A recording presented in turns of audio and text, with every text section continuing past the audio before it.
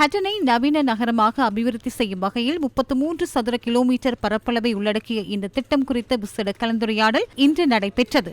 நுவரெலியா மாவட்ட பாராளுமன்ற உறுப்பினரும் அபிவிருத்தி குழு தலைவருமான மஞ்சுள சுரவீர ஆராய்ச்சி தலைமையில் கலந்துரையாடல் நடைபெற்றது.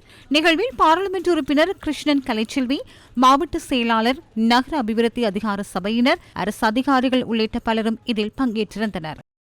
2026 ஆண்டுக்கான வரவு செலவு திட்டத்தில் ஹட்டன் நகரை நவீன நகரமாக அபிவிருத்தி செய்வதற்கான நிதி ஒதுக்கீடு செய்யப்பட்டுள்ளது. இந்த திட்டம் தொடர்பில் துறைசார் அதிகாரிகளோடு நாம் இன்று கலந்துரையாடலில் ஈடுபட்டோம். இது தொடர்பில் பொதுமக்களோடு கலந்துரையாடலில் ஈடுபட்டதன் பின்னர் ஒரு திட்டத்தை தயாரிக்க உள்ளோம். நீண்ட நாட்களாக திட்டமிடப்பட்டு வந்த ஒரு விடயம். சமூகத்தில் உள்ள பலதரப்பட்டவர்களிடம் இது தொடர்பில் பல்வேறு கருத்தியல்கள் இருக்கலாம். நாம் சிறந்த ஒரு விடயத்தை மேற்கொள்ள முயற்சிக்கும் போது அதனை எதிர்ப்பவர்களும் இருக்கலாம். ஹட்டனில் நாம் எதிர்காலத்தில் அபிவிருத்தி முயற்சிகளை முன்னெடுக்கும் போது எமக்கு எதிரானவர்கள் இருக்க மாட்டார்கள் என நினைக்கின்றேன்.